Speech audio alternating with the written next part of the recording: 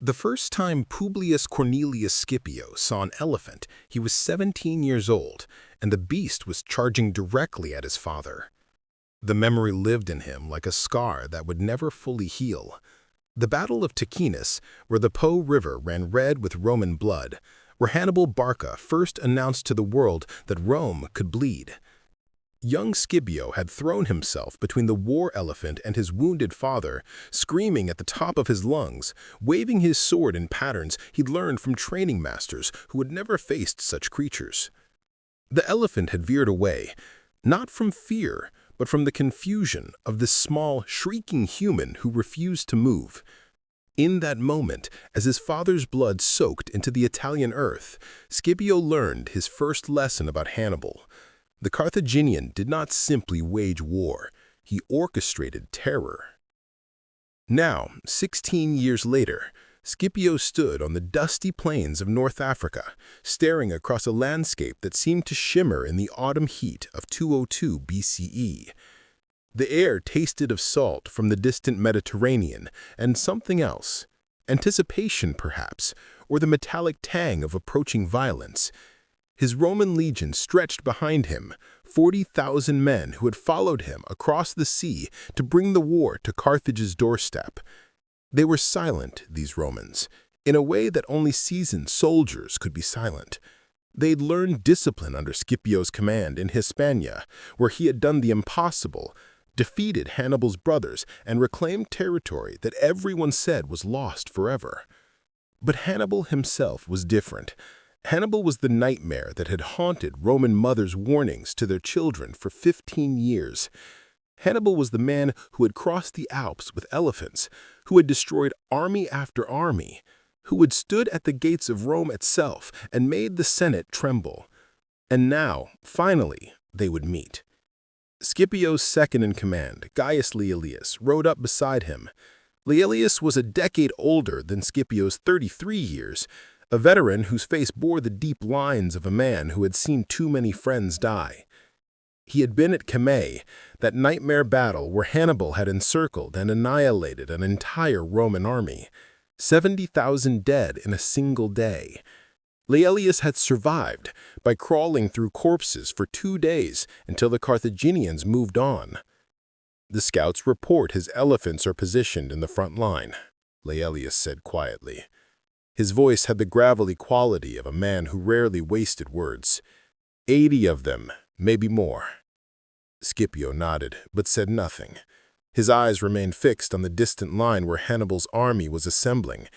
Even from this distance, he could see the massive shapes of the war elephants, their tusks gleaming in the sunlight like curved daggers. Behind them, the Carthaginian infantry formed in their traditional triple line, mercenaries in front, Carthaginian citizens in the middle, and Hannibal's veterans from Italy at the rear, the elite soldiers who had spent 15 years perfecting the art of killing Romans. "He expects us to break," Scipio said finally.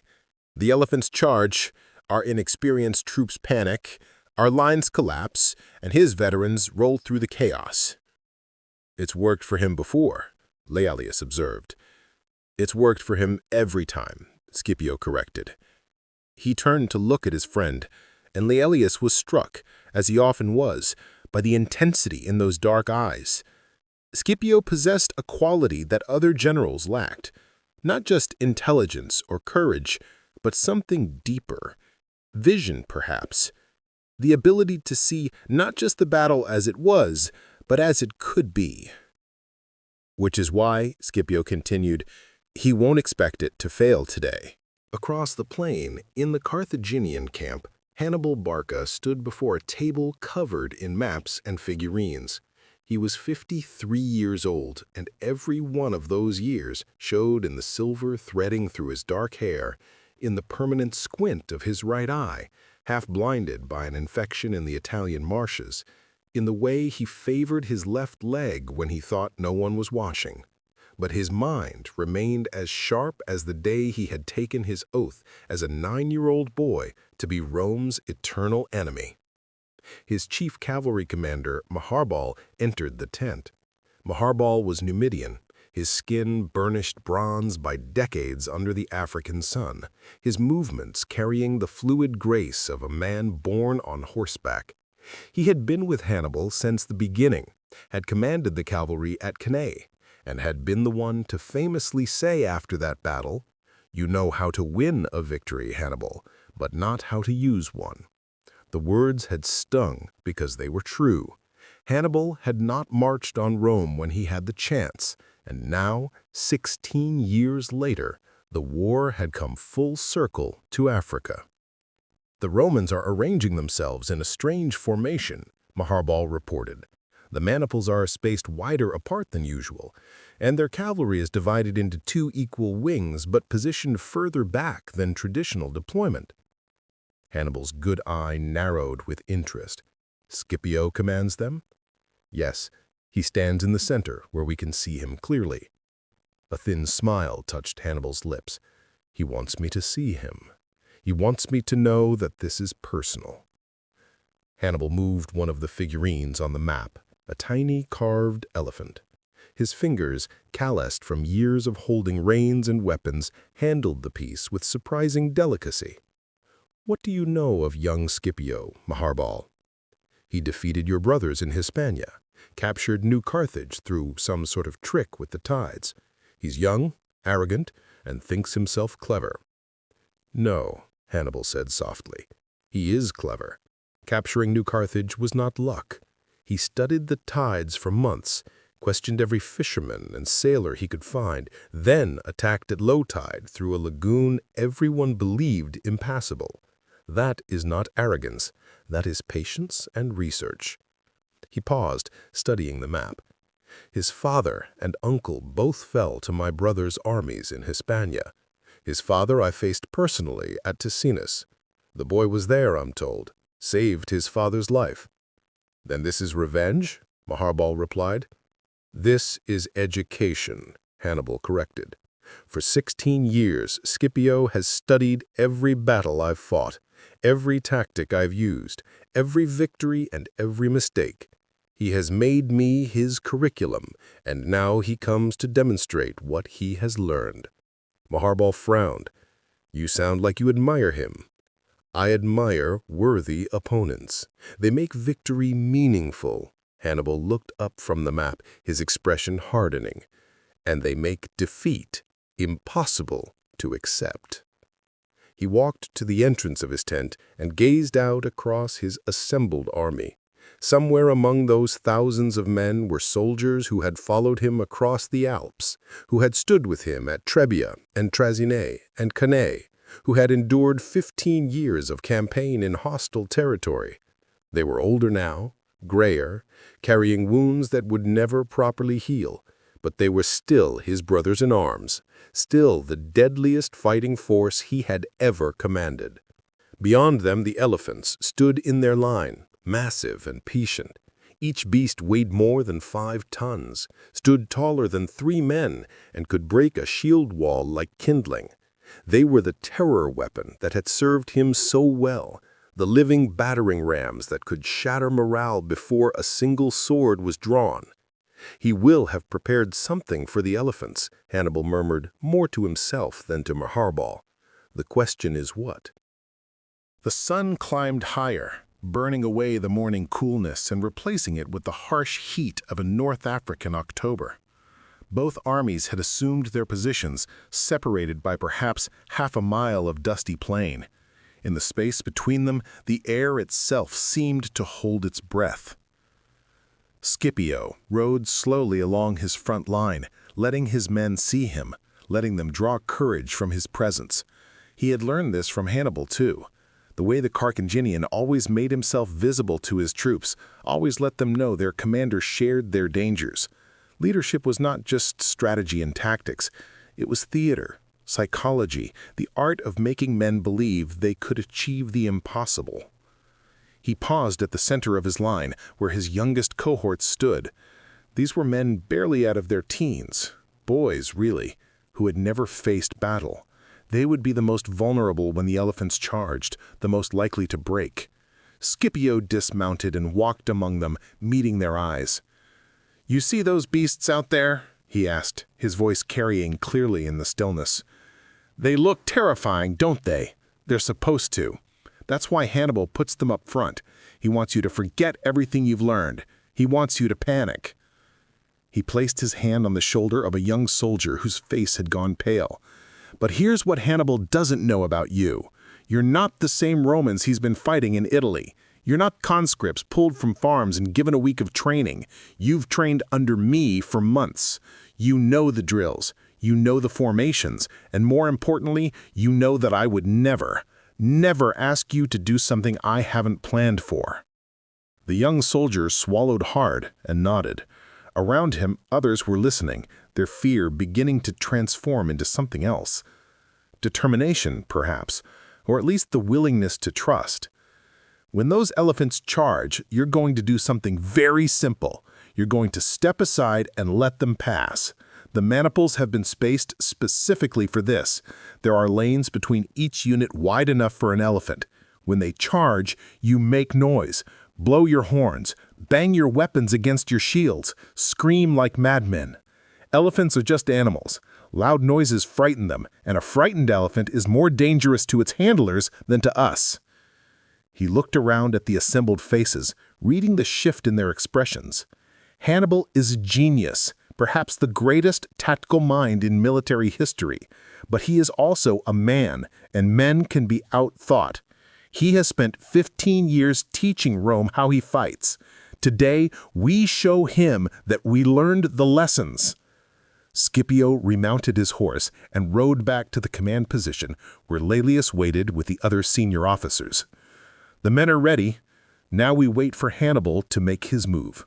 It began with sound, the low, rumbling blast of Carthaginian war horns, deep notes that seemed to vibrate through the ground itself. Then came the drums, a thunderous rhythm that matched the pounding of hearts in both armies. And finally, the elephants began to move. 80 war elephants, each carrying a crew of handlers and archers, lurched forward into a walk that quickly accelerated into a trot. The ground trembled. The beasts trumpeting stilled the air, a sound primordial and terrifying, the cry of nature itself unleashed as a weapon. Behind them, the Carthaginian mercenaries began to advance, their war cries adding to the cacophony. In the Roman lines, Scipio remained motionless on his horse, watching the charge with the detached interest of a scholar observing an experiment. Around him, his officers tensed, hands moving unconsciously to sword hilts. But Scipio's voice, when he spoke, was calm and clear. Wait for it.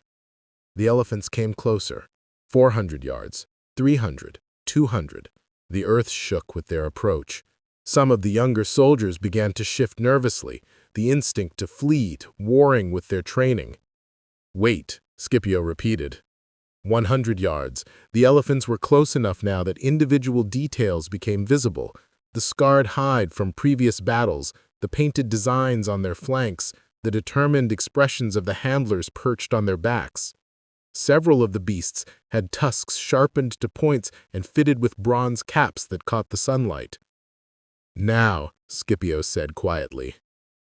The signal went up, and suddenly the Roman lines erupted with sound. Trumpets blared, drums thundered. 40,000 men began beating their weapons against their shields in a coordinated rhythm that created a wall of noise unlike anything the elephants had encountered before. The din was overwhelming, a physical force that seemed to push against the advancing beasts. And the elephants, despite their training, despite their handlers' commands, began to react. Several at the front of the charge veered away from the noise, turning aside. Others slowed, confused and frightened. A few continued forward, but they were no longer a coordinated force. They were scattered, their charge broken before it reached the Roman lines. Then the maniples opened. The Roman units, standing in their carefully spaced formations, simply stepped aside. The lanes between each maniple became corridors, and the elephants, following the path of least resistance, funneled through these gaps. They passed between the Roman lines, most of them without inflicting any casualties, while Roman soldiers on either side continued their assault of noise, driving the beasts deeper into the rear. Some elephants, maddened by the noise and confusion, turned back toward their own lines. These were the most dangerous, crashing into the advancing Carthaginian mercenaries, trampling men who, moments before, had been their allies. The carefully orchestrated charge had become chaos, and the chaos was spreading through the Carthaginian front line. Hannibal watched from his position, his expression unreadable.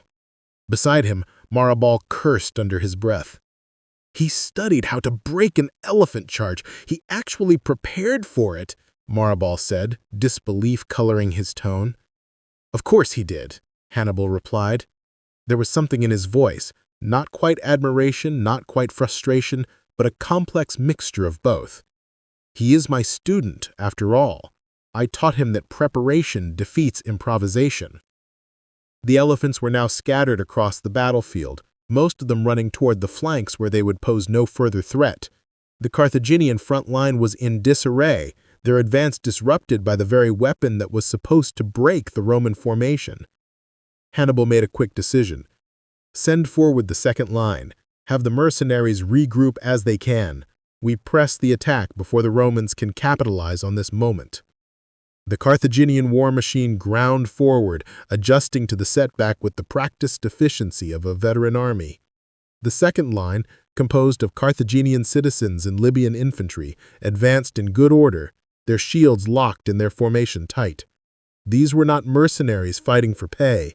These were men defending their homeland, and they came forward with the grim determination of those who knew defeat meant the destruction of everything they loved. The two infantry forces met with a crash that echoed across the plain. Thousands of shields striking shields, thousands of swords seeking flesh. The carefully organized lines dissolved into a brutal, grinding melee where individual combat became a desperate struggle for survival. Scipio had positioned himself behind the third line, where he could observe the entire battlefield and issue commands. He watched his first and second lines engage the Carthaginian forces, noting how his men held their formations despite the pressure. This was the fruit of endless drilling, of lessons learned from studying Hannibal's victories. Roman legions had always been disciplined, but Scipio had taken that discipline and refined it, made it more flexible, more responsive to changing battlefield conditions. Laelius rode up, his face flushed from the excitement of watching the elephant charge fail. The flanks are holding, their cavalry is attempting to engage, but our positioning keeps them at bay. Scipio nodded, but kept his attention on the center, where the main infantry battle raged.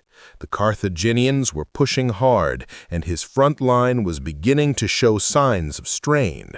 This was the critical moment.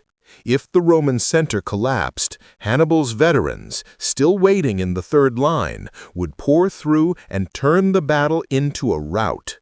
Rotate the maniples, fresh troops to the front, do it by cohort, maintain the defensive structure.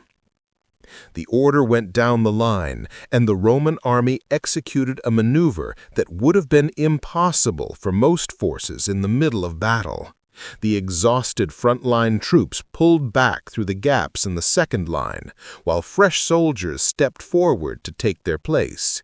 The movement was clean, practiced, requiring absolute trust in training and leadership. Hannibal saw this maneuver and felt a chill of recognition. That was his tactic, the rotation of troops to maintain fresh pressure on the enemy. Scipio was not just countering Hannibal's strategies, he was using them, incorporating them into Roman military doctrine and executing them with Roman precision. "He's better than I expected," Hannibal admitted to Maharbal. "Not just competent, genuinely brilliant." "He's still fighting your veterans," Maharbal pointed out. "Our best troops haven't engaged yet." "No," Hannibal agreed, "but neither have his." On the Roman side, Scipio's third line, his own veterans, troops who had fought with him in Hispania and learned his methods, remained in reserve. The infantry engagement in the center was essentially a draw, neither side gaining significant advantage. And that, Scipio knew, was exactly what Hannibal would expect. The real battle, the decisive moment, was still to come. It would be decided by cavalry. Hannibal had always won his greatest victories through superior cavalry. At Cannae, his horsemen had swept away the Roman cavalry wings, then circled behind the Roman infantry to complete the encirclement. It was the most devastating tactical maneuver in military history, and every general since had tried to replicate it. Scipio had studied Cannae more than any other battle. He had interviewed survivors, examined the terrain, spent countless hours trying to understand how Hannibal had so completely outmaneuvered the Roman commanders. And he had realized something crucial. Hannibal's genius lay not in having more cavalry, but in positioning them where they could have maximum impact. The Carthaginian cavalry, both the Numidian light horse and the heavier Iberian and Gallic riders, were attempting to engage the Roman cavalry wings. But Scipio had positioned his cavalry units further back than normal, and he had reinforced them with allied Numidian cavalry under the command of Prince Massinissa, a former Carthaginian ally who had switched sides after recognizing which way the political winds were blowing in Africa. The cavalry engagement began on the flanks, but it didn't go as Hannibal expected. Instead of standing to fight, the Roman and allied cavalry engaged briefly and then began to withdraw, drawing the Carthaginian horsemen away from the main battle. This was the gamble. If Hannibal's cavalry defeated the Roman horse too quickly and returned to the battlefield, they could still execute the classic encirclement. But Scipio was betting that the pursuit would take them far enough away that they couldn't return before the battle was decided.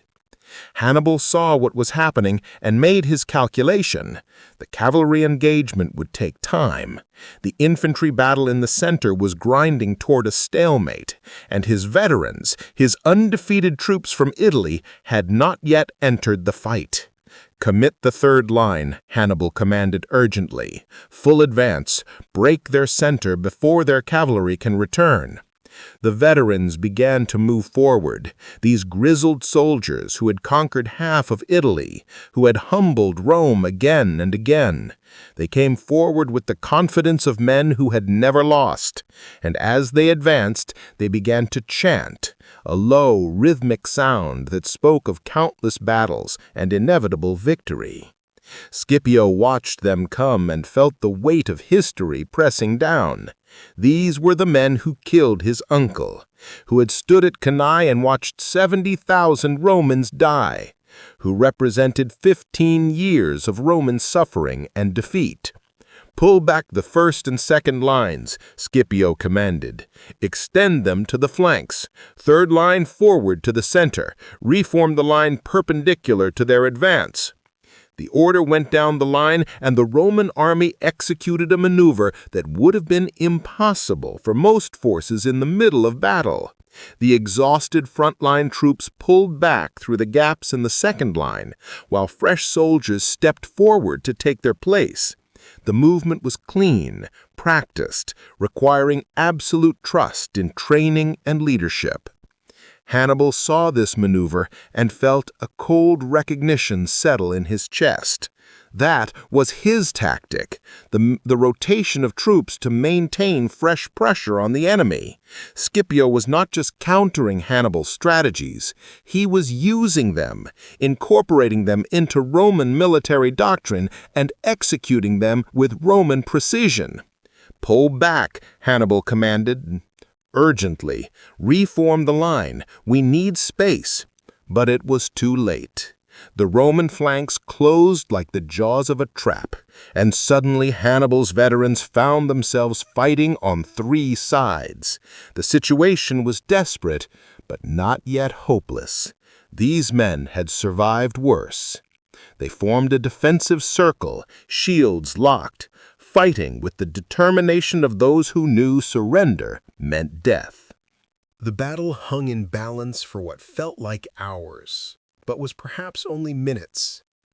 Hannibal's veterans fought with magnificent courage, holding the Roman infantry at bay despite being surrounded. If the Carthaginian cavalry returned now, they could still break the Roman encirclement and turn the tide. But the cavalry did not return.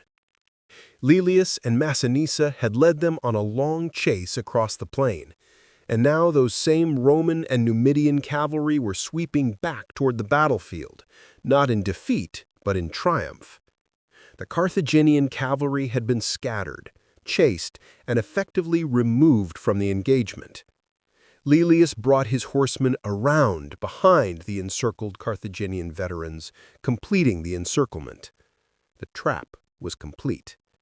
Hannibal's army was surrounded, outnumbered, and facing destruction.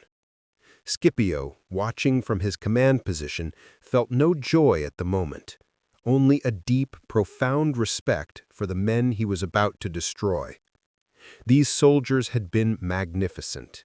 Their commander had been brilliant. But war was not about being magnificent or brilliant. It was about winning.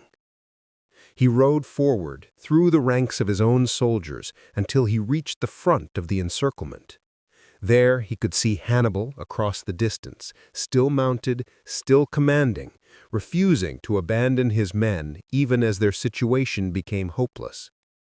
Their eyes met across the battlefield, and in that moment something passed between them, an acknowledgement of mutual respect, of worthy opposition, of the strange bond between two men who understood war at its deepest level.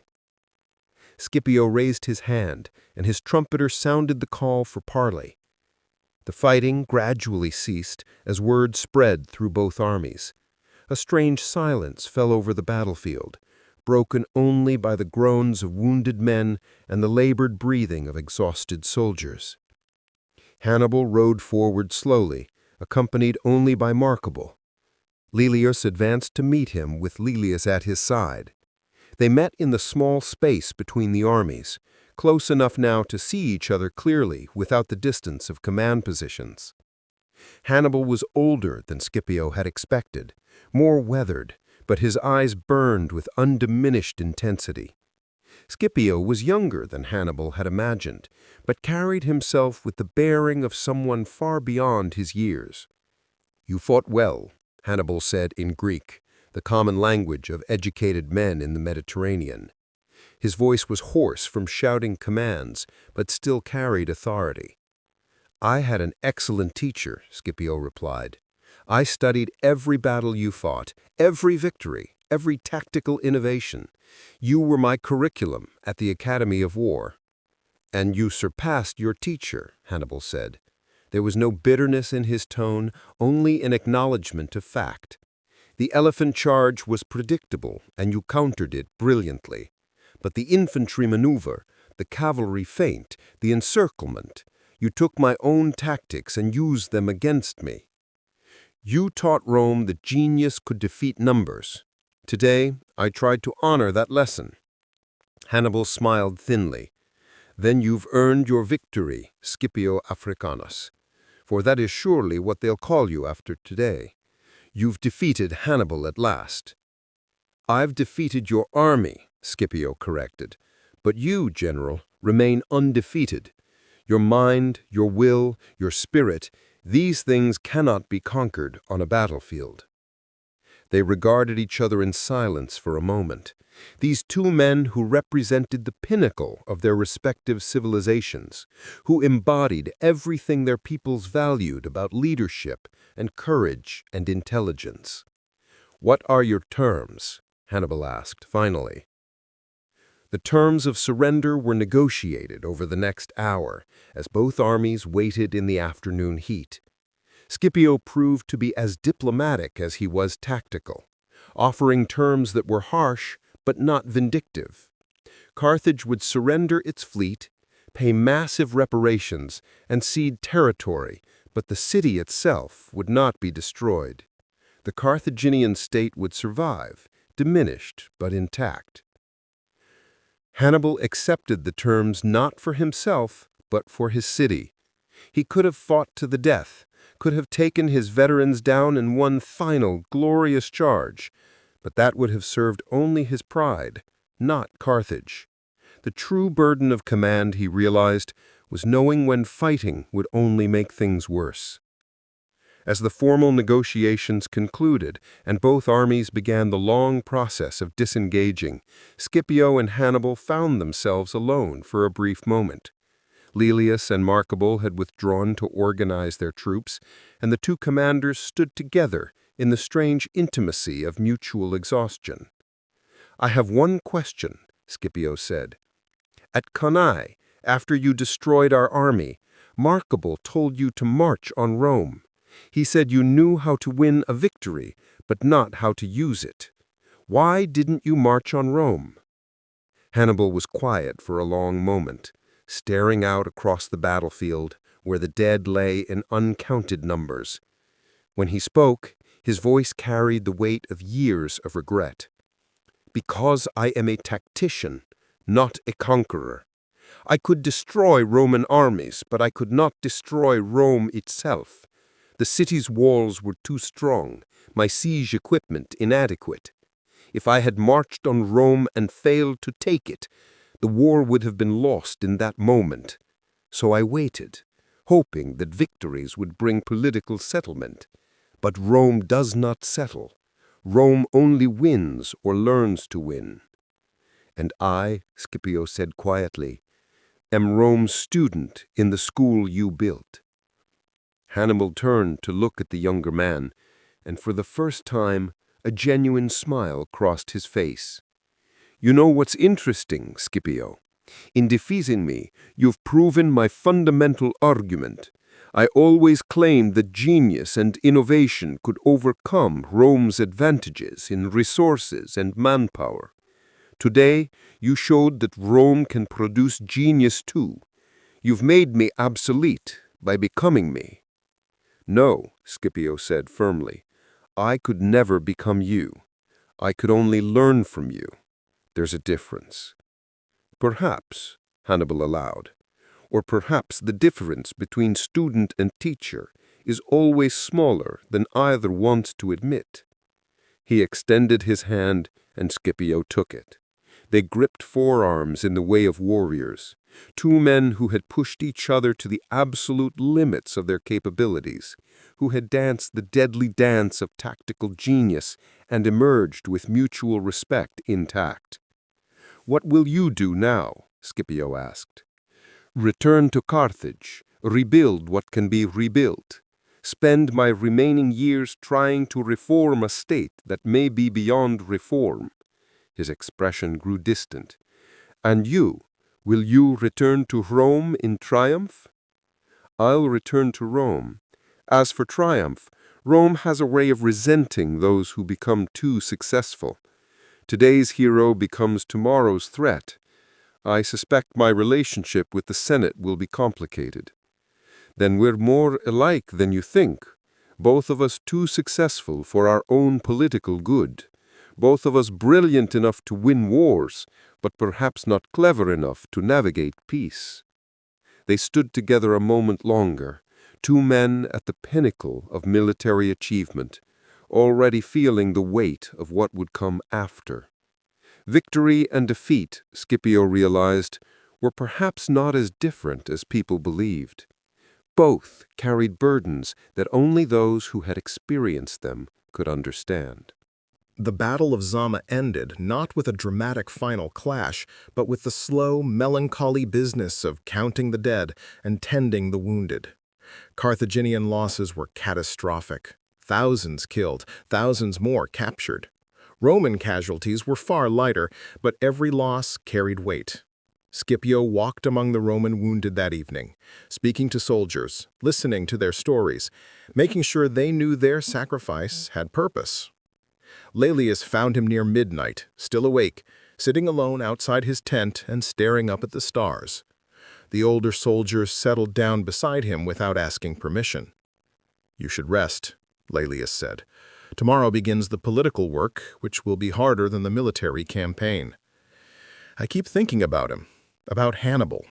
For 16 years, he's been this mythical figure, the monster who terrorized Rome, the genius who couldn't be defeated. And then I meet him, and he's just a man. Brilliant, yes. Capable, absolutely. But still just a man, doing his best with limited resources and impossible circumstances. Does that make the victory less meaningful? No, Scipio said slowly. It makes it more meaningful. I didn't defeat a monster. I defeated a human being operating at the absolute peak of what humans can achieve.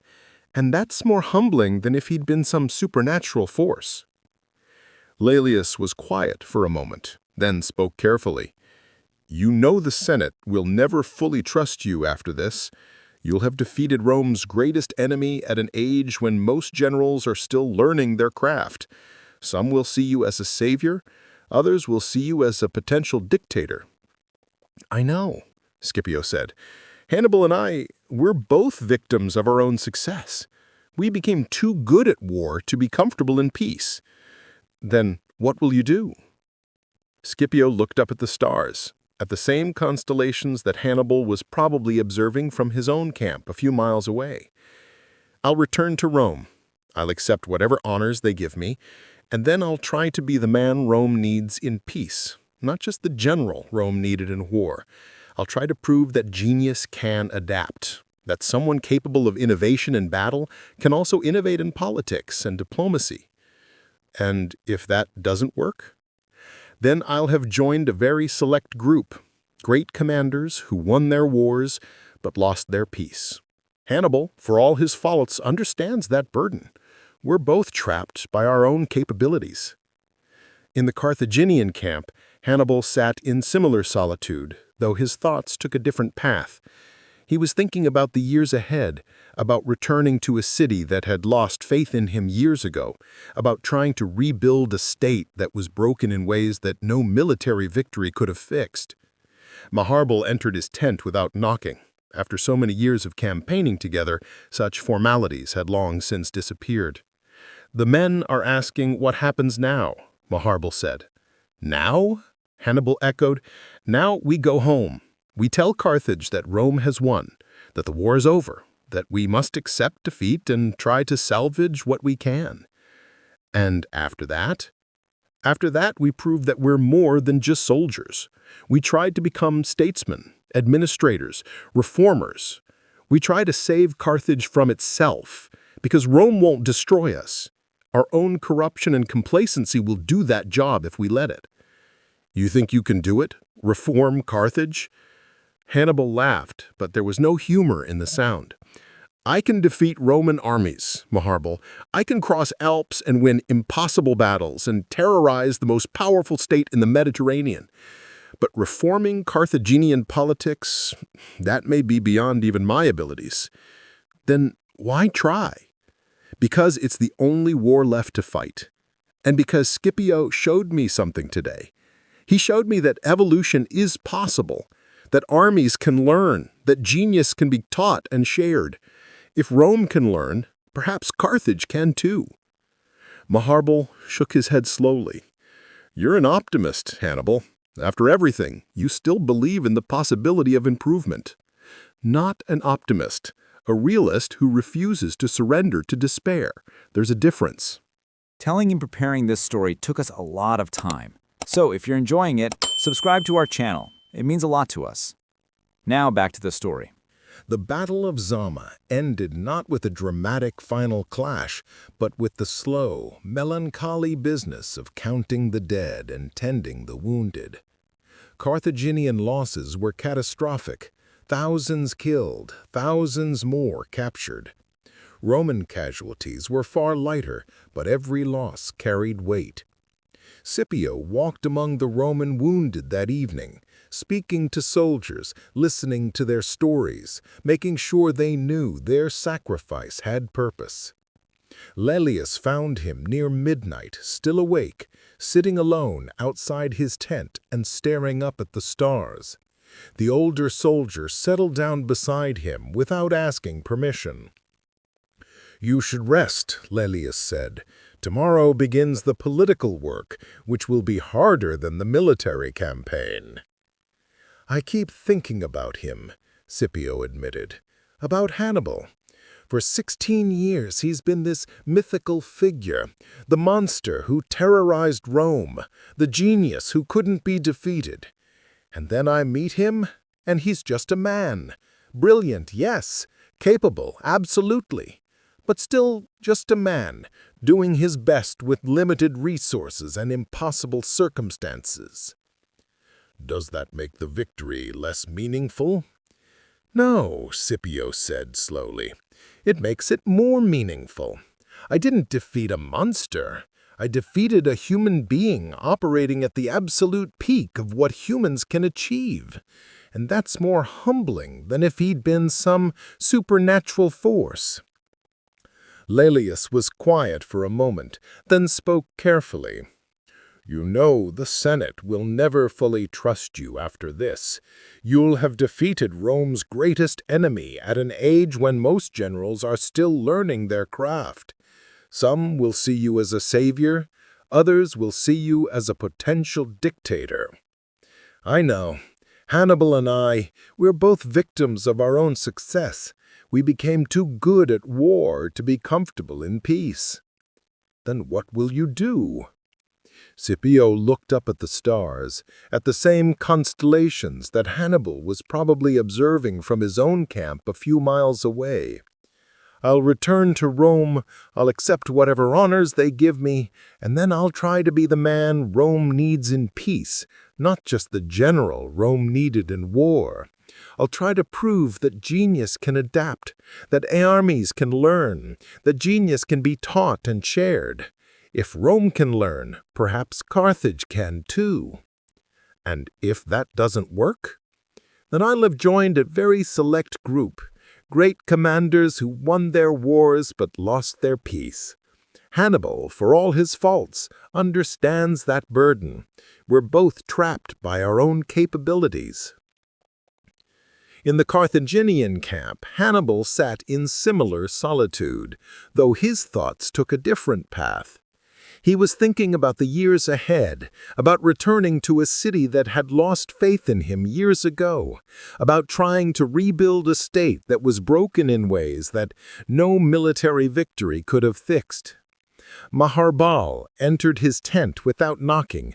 After so many years of campaigning together, such formalities had long since disappeared. The men are asking what happens now, Maharbal asked. Now? Hannibal echoed.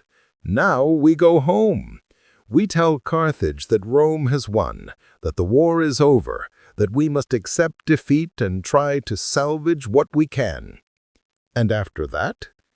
After that, we prove that we're more than just soldiers. We try to become statesmen, administrators, reformers. We try to save Carthage from itself.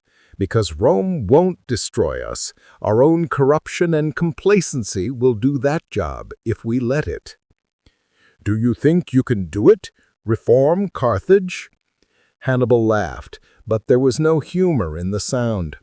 I can defeat Roman armies. I can cross Alps and win impossible battles and terrorize the most powerful state in the Mediterranean. But reforming Carthaginian politics? That may be beyond even my abilities. Then why try? Because it's the only war left to fight. And because Scipio showed me something today. He showed me that evolution is possible, that armies can learn, that genius can be taught and shared. If Rome can learn, perhaps Carthage can too.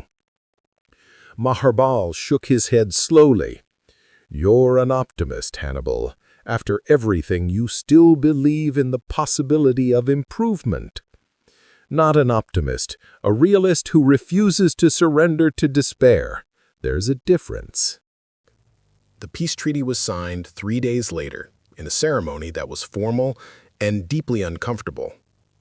Carthaginian representatives stood stiff and expressionless as they agreed to terms that effectively ended their status as a major power. Roman officials maintained careful neutrality, not gloating in victory, because Scipio had made clear that magnanimity was as important as military success. Scipio and Hannibal met one final time before the Roman fleet departed for Italy. They walked together along the coast, away from both camps, two men who had shaped history, having a private conversation that no historian would record. "I've been wondering," Scipio said as they walked, "what would have happened if we'd met under different circumstances? If we'd been allies instead of enemies? If our minds had worked together rather than against each other?" Hannibal picked up a smooth stone from the beach and turned it over in his hand, examining it as if it held profound secrets. "The world would have trembled," he said finally. "But it was never meant to be. You're Roman. I'm Carthaginian. We were born into an old hatred, shaped by it, defined by it. The best we could do was honor each other while trying to destroy each other." "Do you have regrets?" Scipio asked. Hannibal thought about this for a long time, watching the waves roll in against the shore, each one erasing the marks of the one before. "I regret every soldier who died following my strategies. I regret the civilians caught in the path of our armies. I regret that my war against Rome brought so much suffering to both our peoples." He paused, then added, "But I don't regret fighting. Someone had to challenge Rome's expansion. Someone had to prove that even the mightiest empire could be resisted. If I hadn't done it, the world would be poorer for never knowing that resistance was possible." "And now Rome will be even stronger," Scipio observed, "because we learned from you. We adapted. We evolved." "Yes," Hannibal agreed. "That's the paradox of great opposition. In defeating me, Rome has become more like me, more tactical, more flexible, more willing to innovate. I tried to destroy Rome, and instead I transformed it into something more formidable." He smiled wryly. "Perhaps that's my true legacy, not the battles I won, but the lessons I taught my enemies." They reached an outcropping of rocks where they could look out over the Mediterranean, that ancient sea that had connected and divided so many civilizations. Somewhere beyond the horizon lay Rome and Carthage, two cities whose fates had been intertwined for so long that neither could imagine a world without the other. "What do you think happens now?" Scipio asked. "Not the immediate future. I know you'll work to reform Carthage and I'll return to Rome. But in the long term, 100 years from now, 200. Hannibal's expression grew distant, as if he were looking not at the present sea, but at some future he could only dimly perceive. "The world will continue to expand. This victory gives you control of the Western Mediterranean, and you won't stop there. The Eastern kingdoms, Macedonia, Syria, Egypt, they'll all fall eventually. Rome has learned the most dangerous lesson any power can learn, that conquest is possible, that genius can be systematized, that empire can be sustained through adaptation and innovation." "And Carthage?" "Carthage will survive for a generation, perhaps two. But we've lost our martial spirit, our willingness to take risks and endure hardships. Eventually, Rome will decide we're a threat even in defeat, and then, well, then my city will become a memory, a cautionary tale about what happens when commercial powers challenge military ones." The prediction hung heavy in the air between them.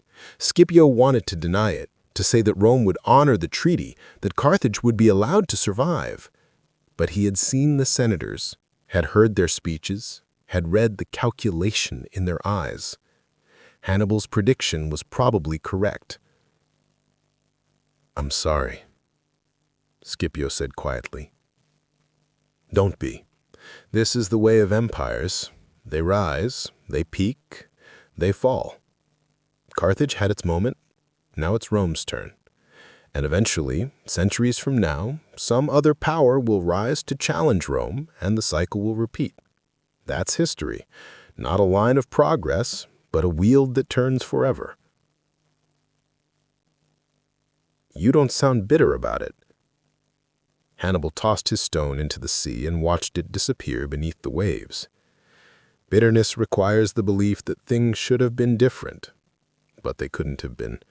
We both did what we had to do, as well as we could do it, with the resources we had.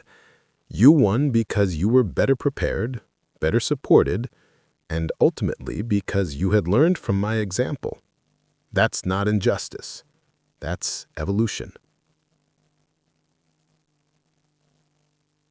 They began walking back toward the camps, their time together drawing to a close.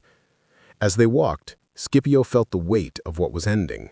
Not just a battle or a campaign, but an entire era. The war that had defined a generation was over. The world was about to change in ways neither of them could fully predict. "I have a gift for you," Hannibal said suddenly. He reached into his cloak and produced a small object wrapped in cloth. He unwrapped the cloth and found a bronze ring set with a carved stone showing an elephant. He looked up at Hannibal in surprise. "Why would you give me this?" "Because you earned it. Because you're the only Roman who ever truly understood what I was trying to do. Because I want you to remember that we were enemies, yes, but we were also equals. And because," Hannibal paused, choosing his words carefully, "because I want someone to remember that we fought not from hatred, but from duty, that we were both honorable men caught in dishonorable circumstances, that genius and courage can exist on both sides of any conflict." Scipio closed his hand around the ring, feeling its weight and warmth. "I'll keep it. I'll remember. And I promise you this, Hannibal. Whatever Rome does in the future, however the Senate treats you or Carthage, I will never forget that you fought with honor, that you were magnificent in victory and dignified in defeat, that you were everything a commander should be. And you are everything I wish I had had the resources to become. You have the tactical mind, yes, but also the political support, the loyal subordinates, the backing of a stable state. You're what I could have been if Carthage had been Rome and Rome had been Carthage." They clasped arms one final time, two men who had pushed each other to heights neither could have reached alone, two geniuses who had met in the most deadly of all arenas and emerged with mutual respect intact. "Farewell, Hannibal Barca. I doubt we'll meet again in this life." "Farewell, Scipio Africanus. May you find in peace the satisfaction that eluded both of us in war." They parted then, each returning to his own camp, each carrying the weight of what they had done and what it meant. Behind them, the sun was setting over the Mediterranean, painting the sky in shades of red and gold that seemed to echo the blood and glory of the day. Scipio returned to Rome in triumph, as he had predicted. The city gave him a celebration unlike any in living memory. He rode through the streets in a chariot, dressed in the regalia of a conquering hero, while the people showered him with flowers and praise. They called him Africanus, the man who had defeated Hannibal, the savior of Rome. But also, as he had predicted, the triumph did not last. The Senate, jealous of his success and fearful of his popularity, began to turn against him. They questioned his tactics, investigated his finances, accused him of corruption and ambition.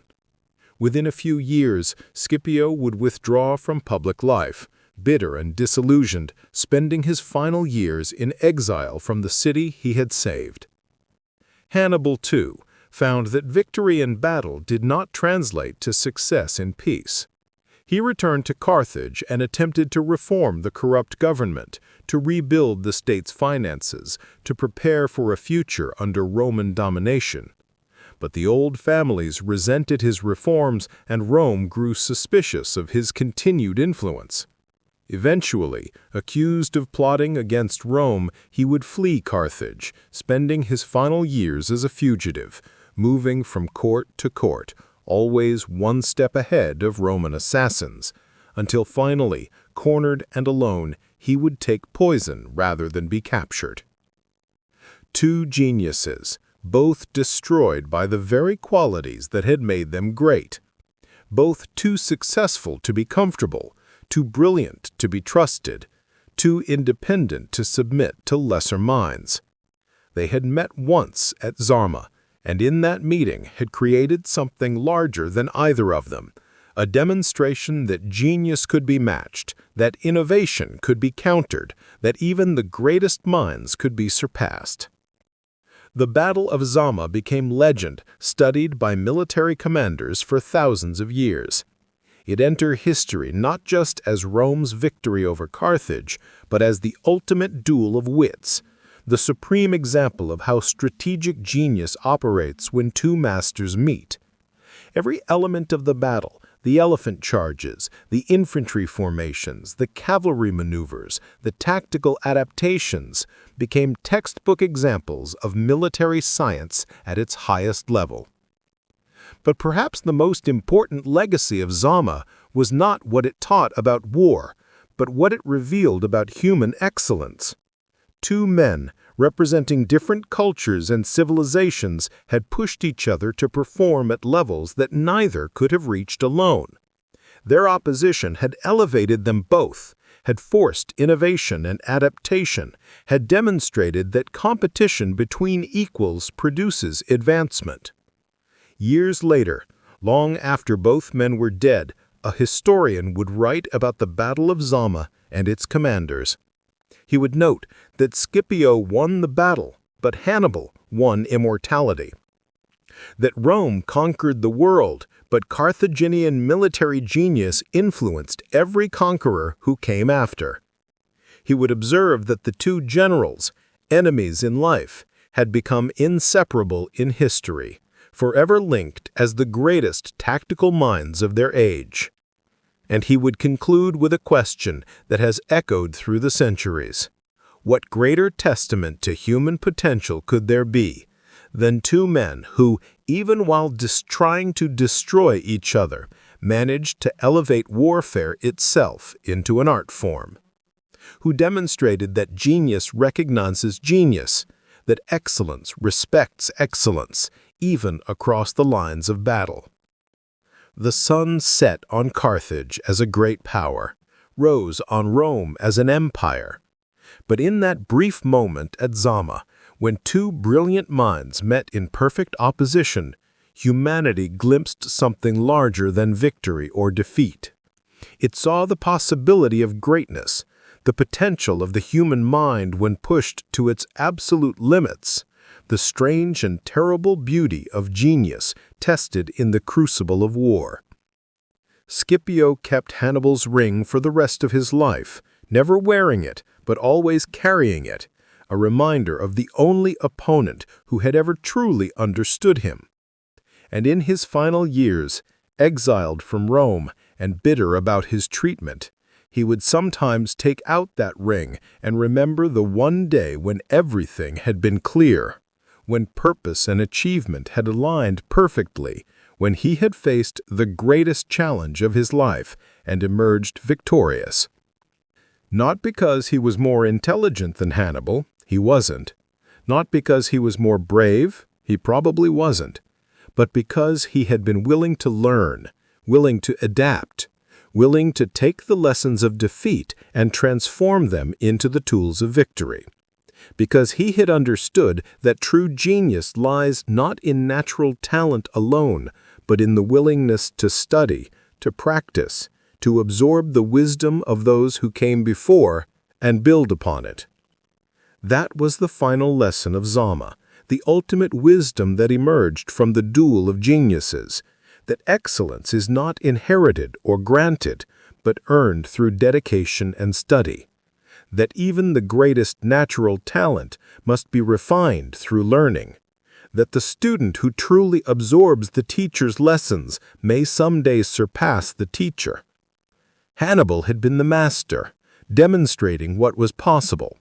Scipio had been the student, proving that lessons learned could become new innovations. And in their meeting at Zama, they had created a moment that transcended their individual achievements, a demonstration that the human capacity for strategic thought, for tactical brilliance, for innovative problem-solving under pressure could reach heights that still inspire wonder millennia later. The wheel of history turned. Empires rose and fell. Battles were fought and forgotten. But Zama remained, carved into collective memory, a permanent reminder of the day when genius met genius and the world witnessed the ultimate duel of minds. And somewhere in that legacy, in the space between victory and defeat, between master and student, between enemy and equal, lies a truth about human potential that remains as relevant today as it was on that dusty plain in North Africa more than 2,000 years ago. That we are never greater than we are tested by worthy opponents, never more ourselves when we face challenges that demand everything we have to give.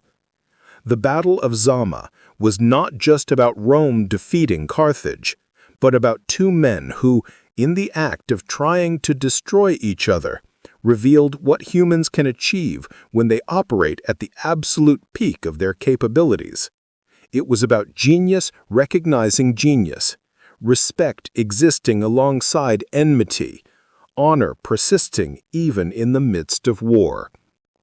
And that, perhaps, is why we remember Zama not with horror, but with awe, not as a tragedy, but as a triumph of the human spirit, captured in a single perfect moment when two extraordinary minds met and showed us what we can become. End. Up next, 2 more incredible stories are waiting for you right on your screen. If you enjoyed this one, you won't want to miss these. Just click to watch and don't forget to subscribe.